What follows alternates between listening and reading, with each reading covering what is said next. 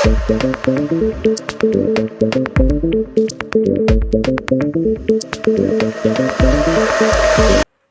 साथियों, स्वागत है आपका भारतीय सांस्कृतिक एवं ऐतिहासिक शोध संस्थान के चैनल पर। आज हम एक इतिहास के विशेष टॉपिक पर चर्चा करने के लिए यहाँ उपस्थित हुए हैं आपके सामने। इसके लिए हमने एक पुस्तक ली है, डॉक्टर नवल वियोगी की पुस्तक है स्वर्णकारों की राजपूत उत्पत्ति और प्राचीन इतिहास। इसके पेज नंबर 220 और 21 पर हिरण्यगर्भ संस्कार के बारे में दिया है। तो साथियों, ये हिरण्यगर्भ संस्कार जो होता है, इसका विवरण डी कौशाम्बी जी भी देते हैं, डॉक्टर नवल वियोगी जी भी देते हैं। इस संस्कार के अंतर्गत हिरण्यगर्भ संस्कार में राजा नंगा होकर स्वर्ण से बने गर्भ पात्र में लेट जाता था। पुजारी जन्म होने के संस्कार से संबंधित मंत्र पढ़ता था। राजा आहिस्ता आहिस्ता खिसक कर बाहर आ जाता था। अंत में पुजारी उसे किसी उच्च कुल जाति द्विज का कोई गोत्र देता था और सोने के गर्भ पात्र को दान स्वरूप उठाकर ले जाता था। आश्चर्य है, ऐसा ही हिरण्यगर्भ संस्कार एक सातवाहन राजा ने करवाया था। अधिकतर जनजातीय अनार्य राजा इसी प्रकार राजपूत बने हैं, ऐसा डॉक्टर नवल वियोगी और डी कौशाम्बी जी दोनों लोगों का है। विद्याधर महाजन का भी इसी तरह का एक स्टेटमेंट है, जो मैं अभी थोड़ी देर में आपको उसको बारे में बताऊंगा। तो साथियों, ये जो सातवाहन साम्राज्य की बात है, इसको तो ब्राह्मण साम्राज्य माना जाता है। इतिहासकारों ने इसे जो है ब्राह्मण साम्राज्य बताया। हालांकि ये आंध्र के इतिहास में आता है, आंध्र काल के इतिहास में आता है, लेकिन इतिहासकारों ने अपनी तरफ से इसे ब्राह्मण कुल सिद्ध करने का पूरा प्रयास किया है। अगर ये ब्राह्मण कुल का था तो इसने जो है हिरण्यगर्भ संस्कार क्यों करवाया था?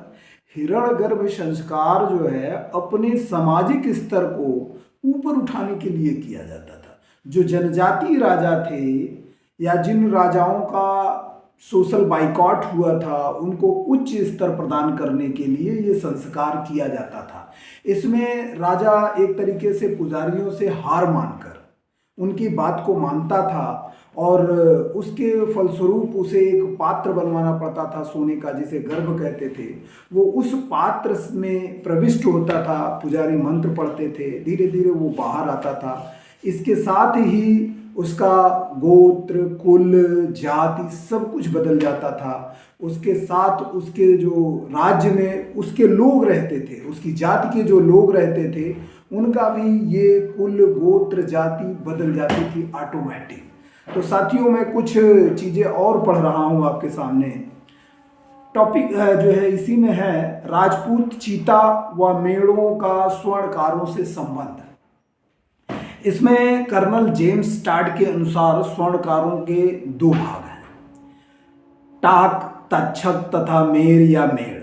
कुछ विद्वानों का विचार है कि मेड़ों की उत्पत्ति मीना जनजाति से हुई है और कुछ विद्वानों का या लेखकों का विचार है कि उनकी उत्पत्ति चौहानों से हुई है। तो एक टाइम के बाद चौहान तो आपको मिलते नहीं हैं। कुछ समय के पहले जो है, अगर हम राष्ट्रकूट के थोड़ा सा पहले जाएंगे या राष्ट्रकूट के टाइम पे जाएंगे तो हमको जो है चौहान नहीं मिलेंगे। तो ये जो है मीना जनजाति है या मेर है, इनके उत्पत्ति के बारे में विस्तृत शोध करना बड़ा ज़रूरी है। जो जातियां बनाई गई हैं उस पर भी जो है विचार करना बड़ा ज़रूरी है। तो साथियों, जो है दोनों विचारधाराओं के विद्वानों में इस प्रकार भारी मतभेद है। कारण मीना निम्न स्तर की समझी जाने वाली जनजाति है, जबकि राजपूतों का सामाजिक स्तर उच्च माना जाता है। यह कैसे संभव हो सकता है कि उच्च सामाजिक स्तर के माने जाने वाले चौहानों से निम्न स्तर के समझे जाने वाले मेड़ पैदा हुए हूँ? मगर इस लेखक का विचार है कि अधिकतर राजपूतों की उत्पत्ति भी अनार्य आदिवासी जातियों से हुआ है। इसी कारण विद्वानों का यह वैचारिक टकराव कोई अर्थ नहीं रखता। अतः हम सबसे पहले राजपूतों की उत्पत्ति पर विचार कर लें तो ज़्यादा बेहतर होगा। आप देखिए, पहले 4 वंश का है, फिर जो है 12 है, फिर 16 है, फिर 36 है। आज की डेट में तो सैकड़ों जो है कुल बन चुके हैं राजपूतों के। ये कुल कैसे बनते हैं, क्यों बनते हैं, ये आप भली प्रकार समझते हैं और जानते भी हैं। तो इसमें हम कुछ जो है और चर्चा कर रहे हैं। राष्ट्रकूट राजा दंती दुर्ग का जो है हिरण्यगर्भ संस्कार को भी हम ले रहे हैं। राजपूतों ने सदैव ही अपनी उत्पत्ति को उच्च जातीय राजवंशों से जोड़ने का प्रयत्न किया है साथियों। ये दंती दुर्ग या राष्ट्रकूटों का ही नहीं है, ये हमारे देश का दुर्भाग्य है कि चाहे वो ब्राह्मणवादी हो, चाहे वो क्षत्रिय हो, चाहे वो वैश्य हो, चाहे वो शूद्र हो, चाहे कोई भी हो, XYZ, हर जाति का आदमी अपने आप को उच्च सिद्ध करने का प्रयत्न करता है। तो मगर जब उनकी मूल उत्पत्ति की 100 परीक्षा की जाती है तो उनके उक्त झूठे दावे की कलई उतर जाती है। हम यहाँ सबसे पहले उज्जैन के राष्ट्रकूट वंशी राजा दंती दुर्ग को लेते हैं, जिन्होंने राजपूतों के प्रसिद्ध राठौर राजवंश को जन्म दिया। ये उत्तर का जो राठौर राजवंश है, यहाँ पे ध्यान देने वाली बात है, ये पासियों का, भरों का, अहिरों का, ग्वालों का, बहेलिया का, इन सब का रिश्तेदार भी है। ये जो है इसका वर्णन जो है डॉक्टर राजेंद्र प्रसाद जी ने अपनी पुस्तक में किया हुआ है। उन्होंने महाराजा सुहेलदेव का वर्णन किया है और ये बताया है कि उनका जो रिश्तेदारी थी वो राठौरों के यहाँ थी। तो इस विषय पर विद्याधर महाजन, अभी मैंने कहा था कि BD महाजन के स्टेटमेंट पे हम जो है बात करेंगे। इस विषय पर विद्याधर महाजन अपने बहुमूल्य विचार प्रस्तुत करते हुए लिखते हैं, राष्ट्रकूटों की महानता राजा दंती दुर्ग के काल में प्रारंभ हुई, जब उसने कांची, कलिंग, कौशल, श्रीशैल, मालव, लाट व टंक जीतने के बाद अपना सामाजिक स्तर उठाने के लिए हिरण्यगर्भ संस्कार उज्जैन में संपन्न कराया। साथियों, एक बात देखने की है कि ये वो वंश है जिसे राजपूतों का सिरमौर कहा जाता है, जो लगभग सारे जो है अधिकतर राजपूत वंशों के उदय का कारण बना है। अब ये अगर अपनी सामाजिक स्तर को उठाने के लिए हिरण्यगर्भ संस्कार कर रहा है तो इस बारे में सोचना चाहिए कि जो अलग अलग वर्ग बनाया गया है, अलग अलग जातियां बनाई गई हैं, उसके पीछे कौन लोग हैं। ये जो आज 6000 6500 जातियों को जो है इन्होंने SC ST OBC में बांट रखा है, क्या ये उन्हीं के जो है पूर्वज नहीं है? ये चीज़ उन्हें स्वीकार करने में क्यों कष्ट हो रहा है? होना नहीं चाहिए लेकिन होता है। तो हम अध्ययन करके इन चीज़ों को आपके सामने लाने का प्रयास कर रहे हैं। दोस्तों आगे देखिए,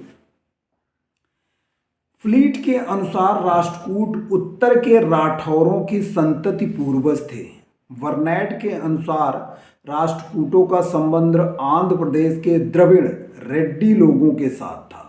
महाराष्ट्र के महार और तुंगभद्रा के रट्ठे, जो स्वयं को रेड्डी कहलाते थे, एक ही मूल के थे, अर्थात पूर्व काल के महारट्टे आज के महाराठे होकर कन्नड़ी और तेलुगु भाषी रेड्डी अथवा रड्डे मराठों के एक रूप है।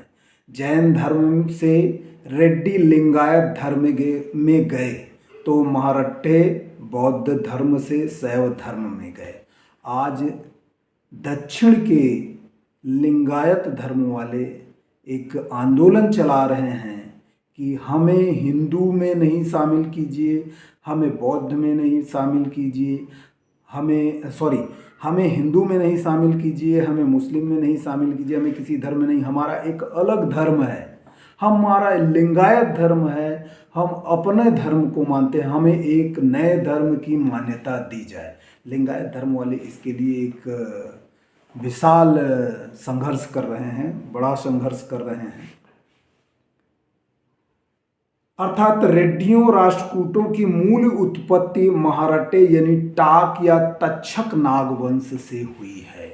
मतलब राष्ट्रकूट की उत्पत्ति भी टाकवंशी है या तक्षक वंशी है। आपको मैं बताऊं कि जो टाकवंशी हैं, टाकवंशी में आपके पासी हैं, भर हैं, अहिर हैं, ग्वाल हैं, गुर्जर हैं, बहेलिया हैं, खटिक हैं, दुशाद हैं और आपके वैश्य भी हैं, गौतम भी हैं। लेकिन आज की डेट में अधिकतर लोगों का गोत्र और अधिकतर लोगों की जातियां बदल दी गई हैं।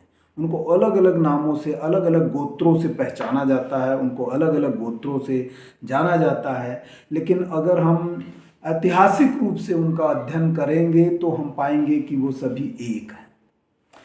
इसके साथ ही डीडी कौशाम्बी की सम्मति है कि दक्षिण भारत के अनेक जनजातीय राजा हिरण्यगर्भ संस्कार कराने के लिए अपने आप को गौरवान्वित महसूस करते हैं और दिखाते हैं।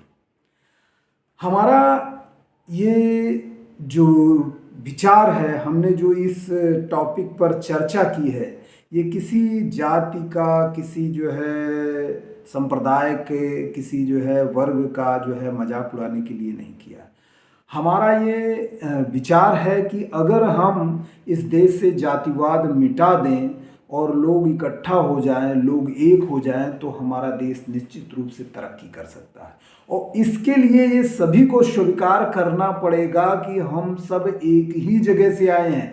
कोई जाति ऊपर से टपकी नहीं है, सभी जातियां जनजातीय थीं।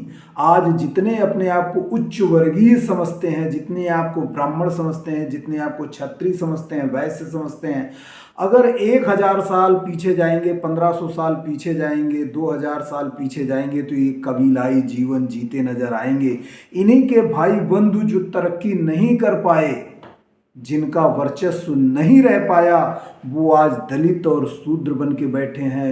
वो भाई जो तरक्की कर गया, वो आज जो है आपका क्षत्रिय बन बैठा है, ब्राह्मण बन बैठा है, वैश्य बन बैठा है। आज ही देख लीजिए, एक घर में अगर 4 बच्चे हैं, 2 भाई उसमें अगर एक क्लास की नौकरी IAS या PCS बन जाए और 2 भाई उसमें से पढ़ ना पाएँ, तो 50 वर्ष या 40 वर्ष बाद तो उनकी स्थिति में, सामाजिक जो स्टेटस होगा उसमें जमीन आसमान का अंतर होगा। अगर एक जो है 2 भाई के बच्चे या एक भाई का बच्चा निरंतर प्रगति करता जाओ और एक भाई का बच्चा किसी कारणवश तरक्की नहीं कर पाए, तो आप दोनों की सामाजिक स्थिति में देख लीजिए कितना अंतर आता है। हम अगर 50 वर्ष नहीं भी लेते हैं, हम सिर्फ 20 वर्ष लेते हैं, किसी भी एक परिवार को उठा के देख लीजिए जिसका एक बच्चा IAS बना है और दूसरा बच्चा जो खेती कर रहा है, और दोनों आपस में अगर संबंध नहीं रखते हैं, दोनों एक दूसरे को सपोर्ट नहीं करते हैं, जो तरक्की ज़्यादा कर जाता है, तो दोनों की सामाजिक स्थिति देख लीजिए, दोनों की आर्थिक स्थिति देख लीजिए, दोनों में कितना अंतर है। ये चीज़ लोग स्वीकार क्यों नहीं कर रहे हैं? अगर देश को तरक्की के रास्ते पे ले जाना है तो ये बात स्वीकार करनी पड़ेगी कि जनजातियां यहाँ पर नहीं थीं, जातियों की व्यवस्था यहाँ पे नहीं थी। ऐसा मैंने कई बार कहा है। आपके चाहे मेगस्थनीज हो, चाहे स्ट्राबो हो, एरियन हो, प्लूटो हो, बहुत सारे राइटर हैं, आपके फाहियान है, हेनसांग है, इत्सिंग है, इन्होंने भी 7 वर्गों में भारत को विभाजित किया है। मेगस्थनीज ने तो बहुत सारे कबीलों का वर्णन किया है दोस्तों। तो हिरण्यगर्भ संस्कार पे अध्ययन जरूर कीजिएगा। आपका कोई क्वेश्चन हो तो आप लिखिए, अगर हमसे हो सका तो हम उस पर विचार करेंगे और जवाब आपको देने का प्रयास करेंगे। बहुत बहुत धन्यवाद साथियों। इस पुस्तक को जरूर पढ़िए।